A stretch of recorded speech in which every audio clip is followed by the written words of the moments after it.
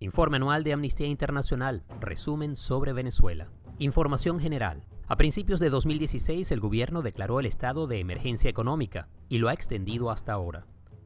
No se ha logrado justicia para la mayoría de las víctimas de crímenes y violaciones de derechos humanos suscitados durante la represión de las protestas de 2014.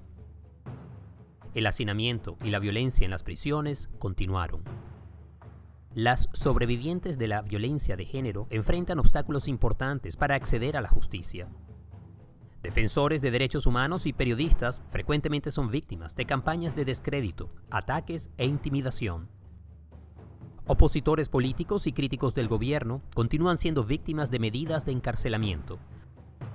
Son frecuentes las denuncias de uso excesivo de la fuerza por parte de la policía y las fuerzas de seguridad. Impunidad. El retiro de Venezuela de la jurisdicción de la Corte Interamericana de Derechos Humanos, vigente desde 2013, continúa negando a las víctimas de violaciones de derechos humanos y a sus familiares el acceso a la justicia, a la verdad y a la reparación.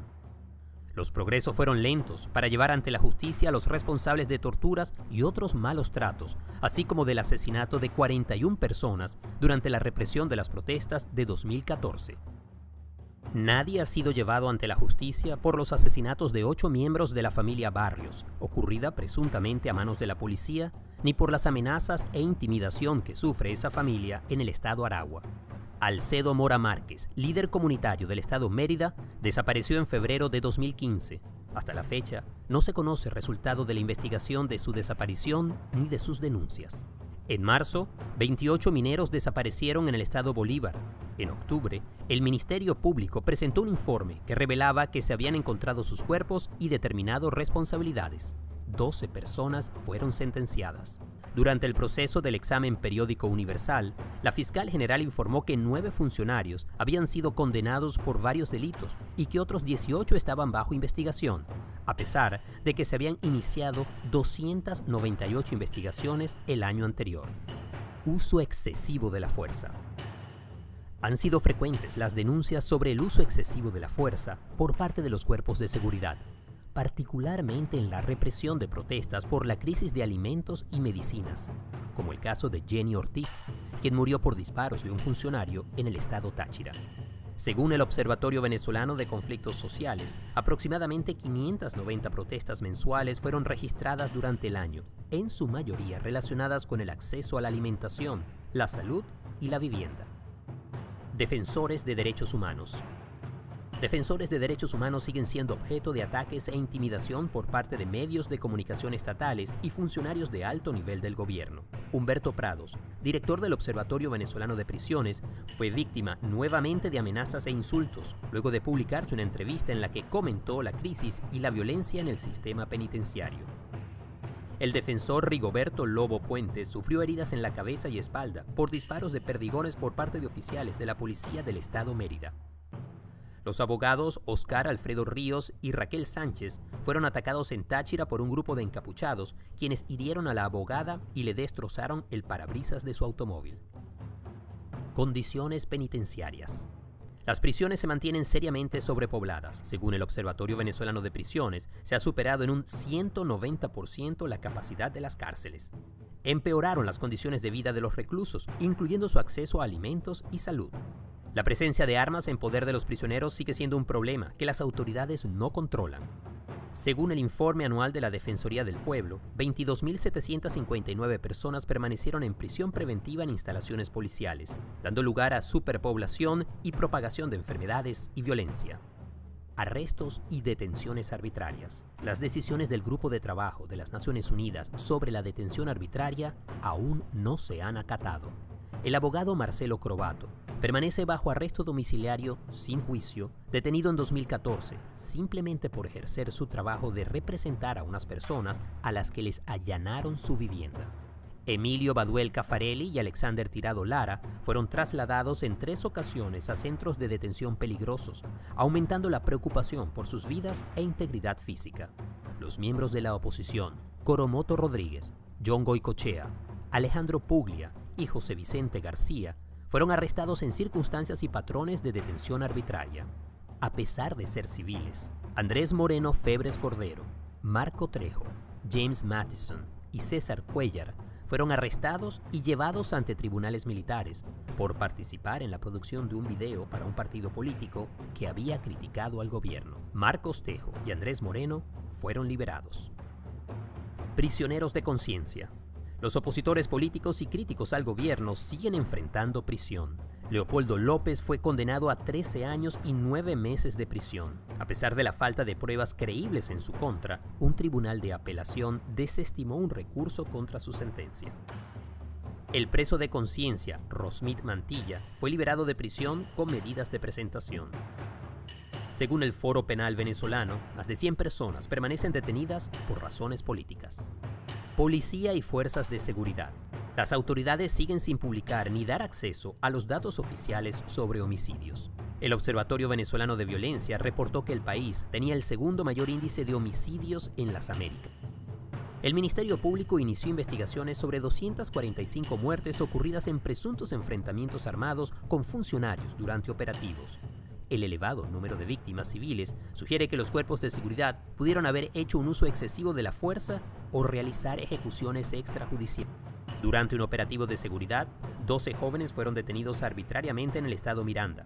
Más de un mes después, sus cuerpos fueron encontrados en 2 fosas comunes. Según la Fiscalía, 18 miembros de las Fuerzas Armadas han sido detenidos por su presunta participación en esta masacre. El Comité de Derechos Humanos de la ONU expresó su preocupación por los informes sobre abusos cometidos por fuerzas militares contra pueblos indígenas establecidos en La Guajira, estado Zulia. Libertad de expresión. Las autoridades continuaron señalando a los medios de comunicación y a los periodistas críticos con el gobierno. El Correo del Caroní fue condenado por publicar un reportaje sobre corrupción.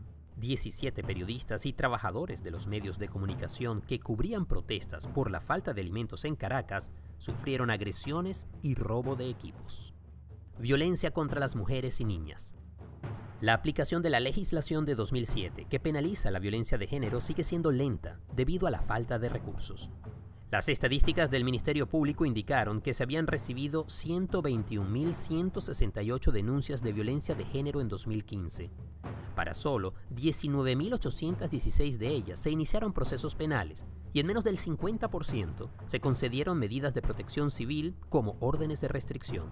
Según las organizaciones de derechos de las mujeres, el 96% de los casos que llegaron a los tribunales no resultaron en condenas.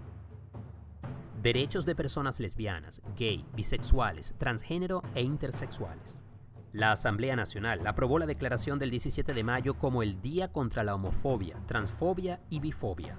El Ministerio del Interior y Justicia y la Fiscalía acordaron que las personas transgénero pueden expresar su identidad en la fotografía de sus documentos de identificación.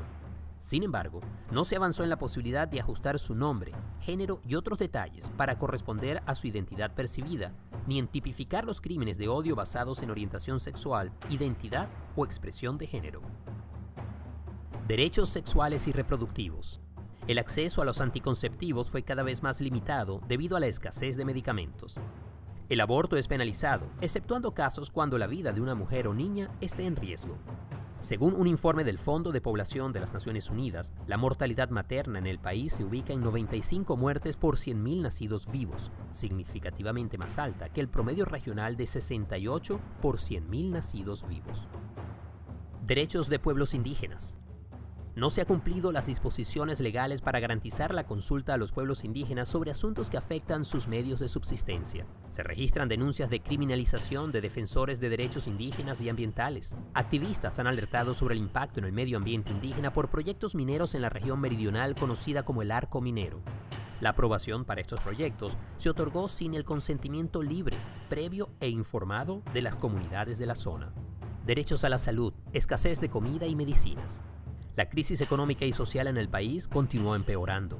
El gobierno no publica ni da acceso transparente a estadísticas oficiales sobre inflación y otros indicadores socioeconómicos. El Senda, para finales de 2016, estimaba la inflación en 552% para productos alimenticios. Según el Observatorio de Salud de Venezuela, el 12.1% de la población come solo 2 veces al día o menos. La Fundación Bengoa para la Alimentación y Nutrición estimó que el 25% de los niños están desnutridos. Estudios realizados por 3 grandes universidades sobre las condiciones de vida revelaron que el 73% de los hogares en el país sufre de pobreza, mientras que los datos oficiales del Instituto Nacional de Estadística sitúan esa cifra en 33.1%. La negativa del gobierno a permitir esfuerzos internacionales para hacer frente a la crisis humanitaria y proporcionar medicamentos exacerbó la crítica situación de salud. El mal estado de los servicios de salud pública condujo a un aumento de enfermedades prevenibles y tratables. En 2016, se calculó que había una escasez de 75% en medicamentos de alto costo y 90% en medicamentos esenciales.